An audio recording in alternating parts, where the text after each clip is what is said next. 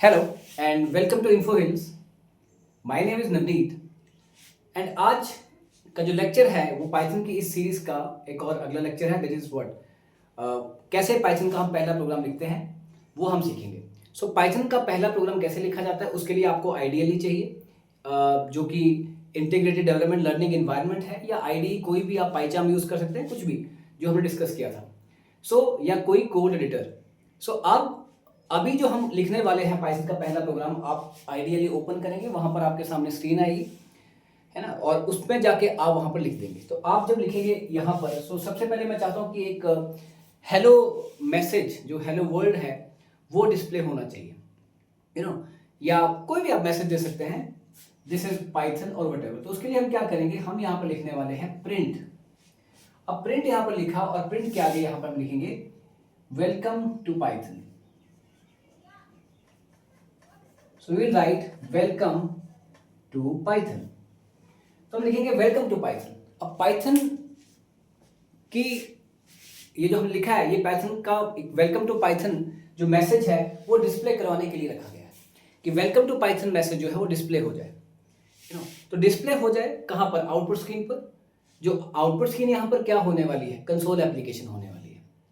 Console application, अभी हम console applications बनाएंगे जो हमने डिस्कस किया है कि कंसोल एप्लीकेशंस क्या होती हैं, डेस्कटॉप एप्लीकेशंस क्या होती हैं। So now we are going to start with what, the first program of Python, and we are going to make console applications.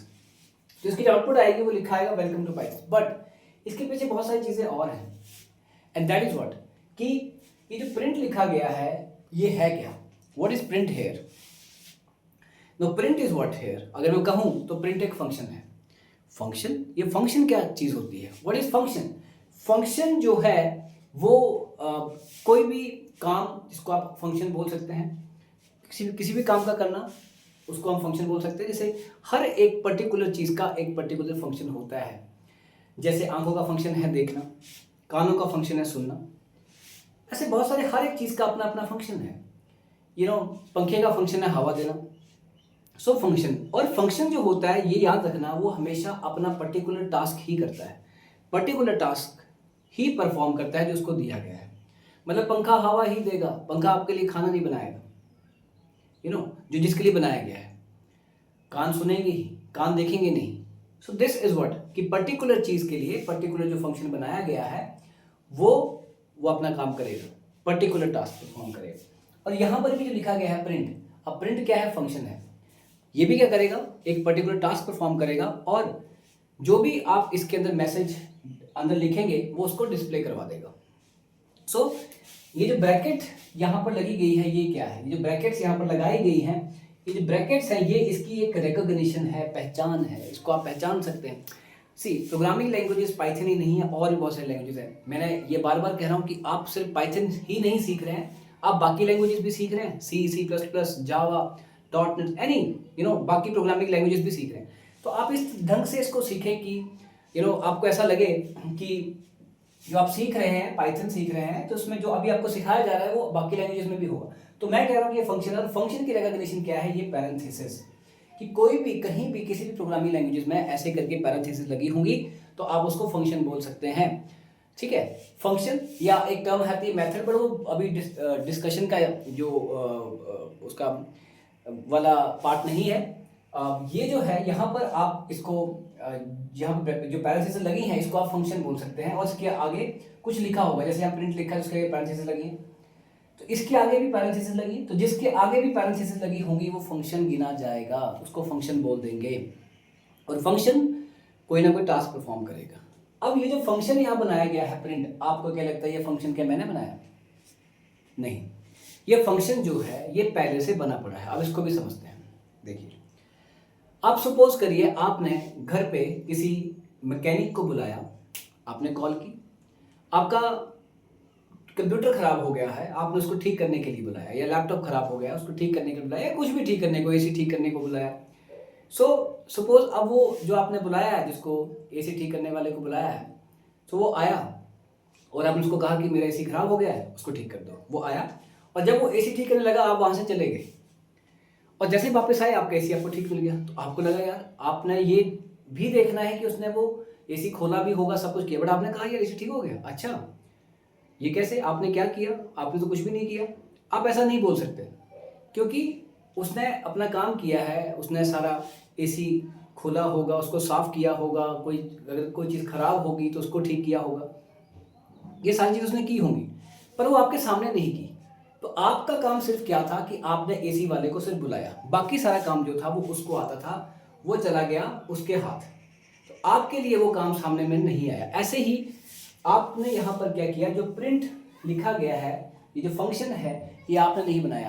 Print function के पीछे भी कोडिंग की गई है, जो प्रिंट फंक्शन है उसके पीछे भी कोड लिखा गया है, पर वो जो कोड है वो आपने नहीं बनाया, वो पहले से बना पड़ा है।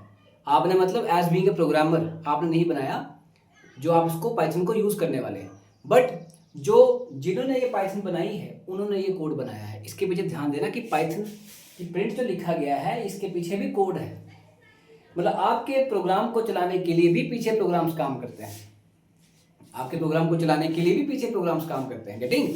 सो ये जो प्रिंट यहाँ पर लिखा गया है इसके पीछे भी कोड लिखा गया है, इसके पीछे भी कोड है। आप यहाँ पर क्या कर रहे हैं, फिर आप सिर्फ उस कोड को एक्टिवेट करवा रहे हैं। आप बोल रहे हैं कि प्रिंट भाई साहब आ जाओ, आप जैसे आपने कहा एसी के मैकेनिक भाई साहब आप आ जाओ, बाकी सारा काम उसने करके दे दिया। ऐसे ही आपने यहाँ लिखा प्रिंट, तो जैसे आपने प्रिंट लिखा वो जिसका जो काम है वो उसने करके दे दिया। एक बहुत आसान है प्रोग्रामिंग, इट्स वेरी इजी। सो ये फंक्शन बना, फंक्शन ने अपना टास्क परफॉर्म करना है, और टास्क परफॉर्म करने के लिए इंस्ट्रक्शन चाहिए होती है। वो इंस्ट्रक्शन लिखी गई हैं, पर वो पाइथन वाले लोगों ने लिखी हुई है प्रिंट के लिए। इतना आपको समझ आ गया होगा। सो दिस इज, और वो इंस्ट्रक्शन जो लिखी गई होंगी वो कहाँ पड़ी होंगी, लाइब्रेरीज में, पाइथन की लाइब्रेरीज वहाँ पड़ी होंगी। सो यहाँ पर अगर आप देखें, आपने सिंपल लिख दिया प्रिंट। अब मैं सिर्फ ये उन लोगों के लिए बात कर रहा हूँ जो पहली बार अगर पाइथन पे आ रहे हैं, तो उनके लिए नहीं है ये, बट जो मतलब कोई भी प्रोग्रामिंग लैंग्वेज जो अगर उन्होंने नहीं सीखी और सीधी पाइथन ही सीख रहे हैं, ये उनके लिए नहीं है। बट हाँ, जिन्होंने C++ या सी सीखी हुई है और या जावा सीखी है और फिर पाइथन पे आ रहे हैं, तो उनके लिए है कि आप देखो, अगर आप जावा में कुछ प्रोग्राम लिखते हो तो आपको बहुत कुछ लिखना पड़ता है। जो जावा का प्रोग्राम लिखते होंगे उनको पता है कुछ चीज़ें लिखनी पड़ती हैं, एक्स्ट्रा चीज़ें लिखनी पड़ती हैं, क्लास ये वो, तो लंबा लिखना पड़ता है। C++ में ये आपको फंक्शन वॉइड मेन वगैरह ये लिखना पड़ता है, या इंट मेन लिखना पड़ता है, सी में भी लिखना पड़ता है। But in the case of Python आपको ऐसा कुछ नहीं लिखना पड़ता, आप डायरेक्टली एक लाइन लिख रहे हो प्रिंट, बस आपका जो आउटपुट है वो आ जाएगी। इसीलिए कुछ हद तक ये कहा गया है कि पाइथन में कम कोड लिखा जाता है और पाइथन में कोड लिखना आसान है। लग गया आपको पता ना कि क्यों कोड लिखना आसान है, इसीलिए। सो दिस इज, अब आगे चलते हैं। जो मैंने कहा कि पैरेंथेसिस लगाई गई होती हैं, ठीक है, उसको हम फंक्शन बोलते हैं। अब ये जो पैरेंथेसिस लगाई गई, इनको जो फंक्शन बोलते हैं, इसके अंदर अगर कुछ लिखा हुआ भी हो सकता है पैरेंथेसिस के अंदर, और कुछ नहीं भी लिखा हुआ हो सकता है। अगर कुछ नहीं लिखा हुआ तो ठीक है, अगर कुछ लिखा हुआ इसके अंदर तो उसको क्या बोलेंगे, and what is that, that is an argument. उसको हम आर्गुमेंट कहते हैं। मतलब इसकी ब्रैकेट के अंदर, अगर फंक्शन की ब्रैकेट के अंदर पैरेंथेसिस के अंदर कुछ भी लिखा हुआ तो हम उसे क्या कहेंगे, आर्गुमेंट कहेंगे। सो जो आर्गुमेंट होता है वो उसके पैरेंथेसिस के अंदर उसको दिया जाता है कि ये ले भाई, इसको यूज करके तो ये काम कर। जैसे हमारे केस में अगर हम यहाँ पे देखें तो हम प्रिंट फंक्शन को जो आर्गुमेंट हम दे रहे हैं वो है वेलकम टू पाइथन, और डबल कोट्स में लिखा गया ये। अगर आप इसको यहाँ पर देखें तो आपने डबल कोट्स में लिखा है वेलकम टू पाइथन, तो ये डबल कोट्स में लिखा गया वेलकम टू पाइथन यहाँ पे दिया जा रहा है। अब बात आती है डबल कोट्स क्या है, ये क्या माजरा है, ये क्या चक्कर है। सो अब इसके लिए आप जो पिछला लेक्चर है वो आपको देखना पड़ेगा, जो हमने पढ़ा है डेटा टाइप्स के बारे में कि डेटा टाइप्स क्या होती हैं वो। तो उसमें ये जो है ये आपका स्ट्रिंग डेटा टाइप है, this is what, string data type. तो अब यहां पर जो हम इसको आर्गुमेंट दे रहे हैं वो दे रहे हैं स्ट्रिंग टाइप का आर्गुमेंट, गेटिंग, स्ट्रिंग आर्गुमेंट दे रहे हैं। और जो भी चीज, अगर याद रखना, जो भी चीज हम प्रिंट फंक्शन में लिखेंगे और वो डबल कोट्स या सिंगल कोट्स में लिखेंगे तो वो जैसी की तैसी आ जाएगी आउटपुट स्क्रीन पर, मतलब एज इट इज आ जाएगी। एग्जांपल, अगर आप लिखेंगे प्रिंट और लिखेंगे 10 + 20 और डबल कोट्स यहां पर लगाएंगे तो ये 30 नहीं आएगा, ये 10 + 20 ही आ जाएगा लिखा हुआ। आउटपुट में क्या आएगा, 10 + 20 यही आ जाएगा। So this is what the basic, okay. पर अगर हाँ, अगर इसके आप डबल कोट्स हटा दें अब वो 30 ही आएगा। तो अब अगर आपसे कोई पूछे कि अब आप इसका जो आर्गुमेंट दे रहे हैं वो क्या दे रहे हैं, तो पहले 10 + 20 होगा, वो 30 होगा, फिर 30 आर्गुमेंट जाएगा, तो अब आप इसको इंटीजर आर्गुमेंट दे रहे हैं। अगर आप प्रिंट लिखते हो और प्रिंट में लिखते हो 10.23, तो आप इसको जो डेसिमल जो फ्लोट है वो आर्गुमेंट दे रहे हो। अगर आप ट्रू फॉल्स पास करते हो तो आप बूलियन आर्गुमेंट दे रहे हो।